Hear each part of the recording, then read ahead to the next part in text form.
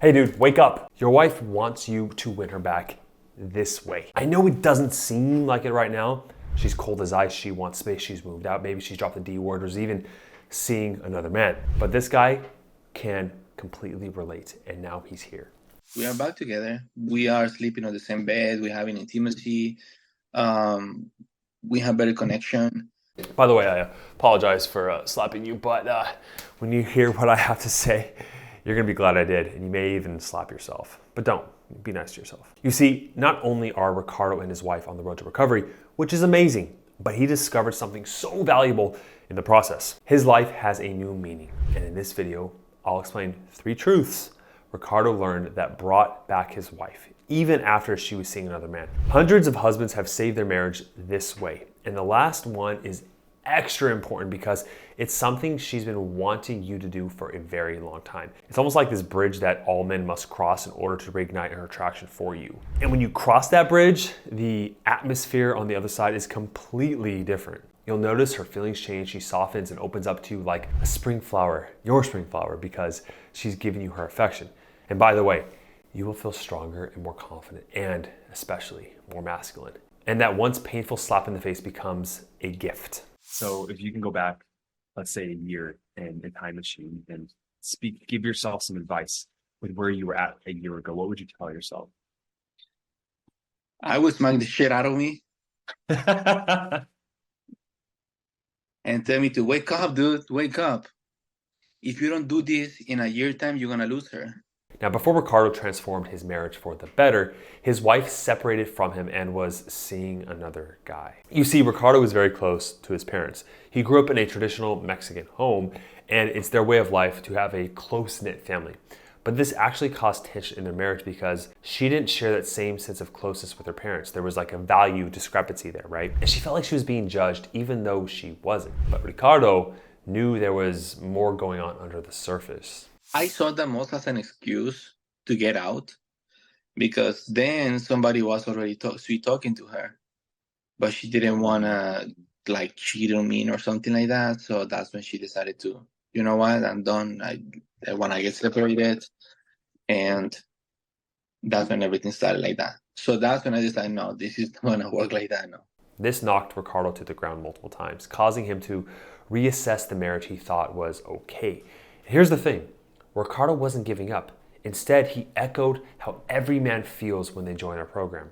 I couldn't give up before saying that I tried everything to save my marriage.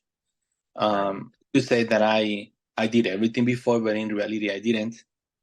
And then after I got the first call with I don't remember her name, that's when I realized that I didn't give him my 100% from my 50% of the relationship. So that's when I decided to give it a chance, you know?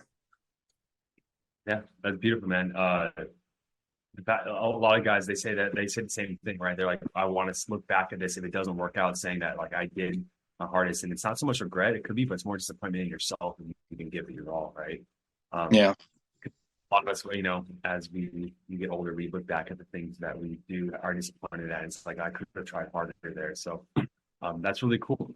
I'm so glad Ricardo chose courage over regret and reached out to me after coming across some of the videos like this one. And the first lesson I taught him was not just eye-opening, but it shocked the heck out of his wife. When I said that, her eyes were wide open, like, what just happened? Like, here it is in Ricardo's words. He mentions 2 specific things that I want you to hear from him. So first thing, I was talking with her, and then because she wasn't sharing anything valuable, I was just listening to her. Then she started sharing feelings, and I started validating her. And then she was telling me like, right? And I said like, yeah, I must feel awful when the guy at work is telling you to do something that is heavy. It doesn't make sense because you can get hurt. Now, Ricardo is talking about empathetic discovery. It starts by just listening and paying attention to her. That's the first thing, okay? Truly paying attention. By being present and not trying to solve her problems. And when you do that, she will start to open up more naturally. And that's when you validate what she's been saying. That's the second thing.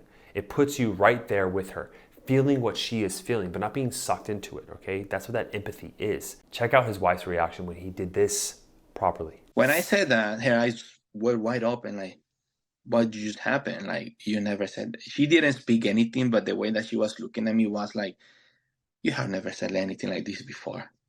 And then after that, she started sharing more and more and more. And whenever that I was seeing that she needed to be validated, I was validating her.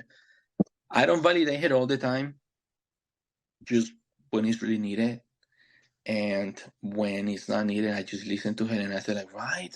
Or I just mirror her. So it's clear that these skills Ricardo learned and applied to listen and to validate her go together like key and lock. When you use empathetic discovery, it opens her up to real connection. And that is what she wants from you the most. Because at the end of the day, when you can look at her in the eyes and just be out of your head, there's no chatter going on. You're out of yourself. And it's like this inner chatter, it's like a fog between the two of you. And that clears and she finally sees you and feels seen more than ever. You see what I mean? The best mindset you can take to master empathetic discovery is to choose to almost like discover your wife for the first time. See her differently than you've ever seen her before.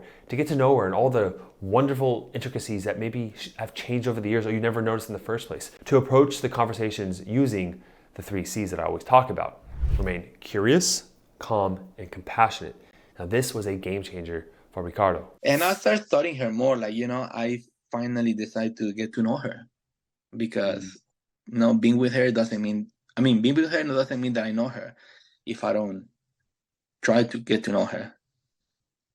Yeah, there's like a layer underneath that when you're kind of like not going through the default conversations you guys have all the time, it allows you to like learn new things about your life. It's like I never even knew that about you in the first place, right? And so actually being curious and calm and compassionate, like those 3 C's, allows for that deeper emotional connection, right? That deeper intimacy. But as important as it is to rediscover your wife, the second lesson points the light inward on yourself. This is intrinsic worthiness. Listen to Ricardo describe it. Before I met her, I used to be adventurous. Like, I used to adventure and I run Spartan races for years. I was trying to I was in a startup business and it didn't work out. I did a couple of things that I wasn't afraid of. So when I met her, because I was, let's say, stupid enough, because since she was younger and she's very pretty and a lot of guys wanted her, I put her in the pedestal. So I lost all myself. I relearned to love myself. I relearned that I'm a strong guy, not physically, but mentally as well.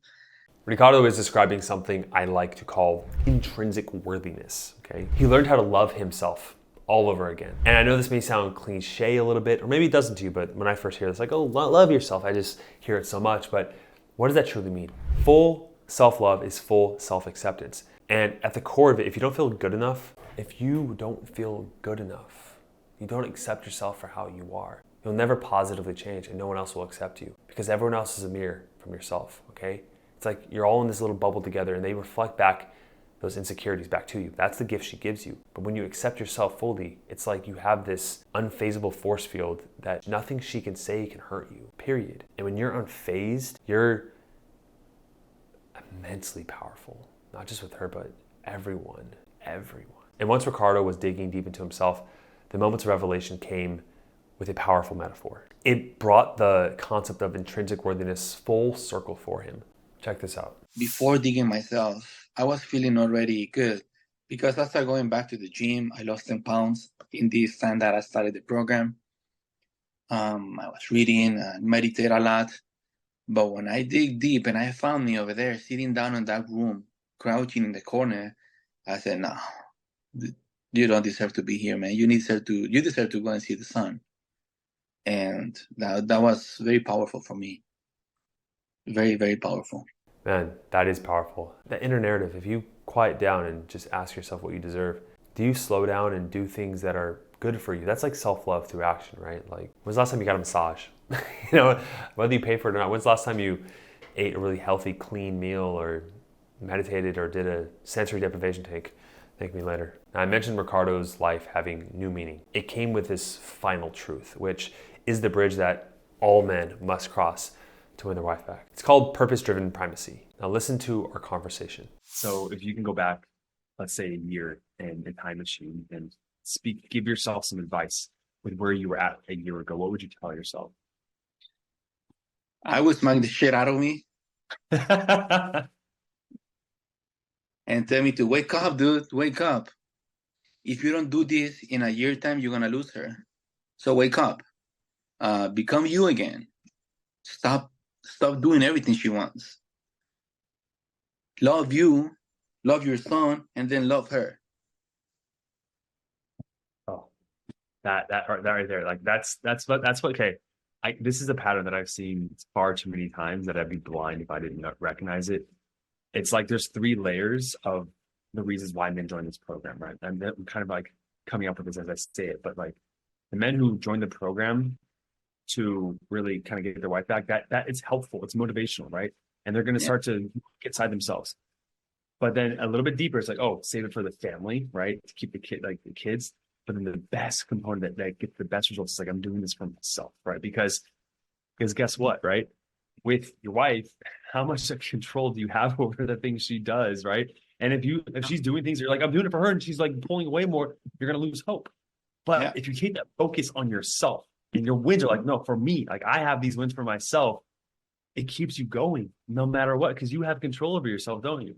Now, what I'm describing here and what changed Ricardo's life when he fully understood it is this idea of purpose-driven primacy. I mean, earlier Time Machine Josh in the past said it pretty well, so I'm not going to add too much to it, but just ask yourself the question, are you basing your success and your happiness outside of yourself on things that you don't have full control over? And what actions can you put in your control that gives you the best possible results to get the goals you want? You should write that down because the answer may be enlightening for you. And something I've emphasized many times on this channel is the importance of that indifference mindset, right? You want her, you desire her, you know your life's better with her, but you don't need her, right? And at the core of it all, you need to make these changes for yourself. And I'm gonna be honest with you. When I joined the program, I said I did it for you, but then I realized that I needed to do it for myself.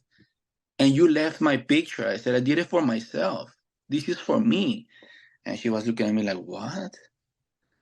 I know who I am now.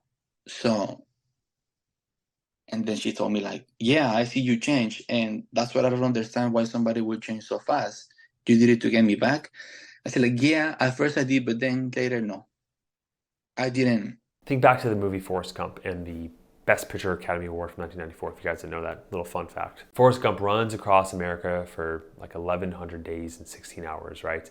Showing different parts of the background, his hair, okay. Throughout the film, Forrest, ironically played by Tom Hanks, embarked on various adventures and challenges. The scenes of him running across the country motivated not by any external reward, right? But an internal need to just run, epitomizing the essence of doing something purely for oneself, not because others understand it or for any other reason than personal fulfillment, all right? Why are you doing this? I just felt like running. I just felt like running. I actually met one of the biggest real estate tycoons at this networking event I went to in Mexico City last week. And this guy wrote a book, and he has $1.6 billion in portfolio for his company. This guy's mega rich. And when he wrote a book, all his friends were telling him how to market it, do this. He's like, no, I don't even want to market it. I'm just going to put it out there, right? It became a bestseller. I don't know if you knew this, but Viktor Frankl wrote the book, A Man's Search for Meaning. And when he wrote it for himself. He says this in the book, in the foreword, I think. He didn't do it for anyone else. And there's this idea that God, the universe, is conspiring in your favor, okay? But things only work out when you let go of control, when you just do things for the joy of it, right? Think back when you were a kid, there was no idea of like having to strive or achieve anything, but you were getting a lot of things you want, okay? But to think that you can control this world and someone else is a fool's errand. I know that part of you, that ego, says if I just force it, if I just will it into existence, you're not God, are you? You can't will it into existence. You can let go and trust that whatever this thing is providing you everything you need. And I know it leads to an ego death, but that's what you need to win her back. If you get it, you get it. If you don't, you will.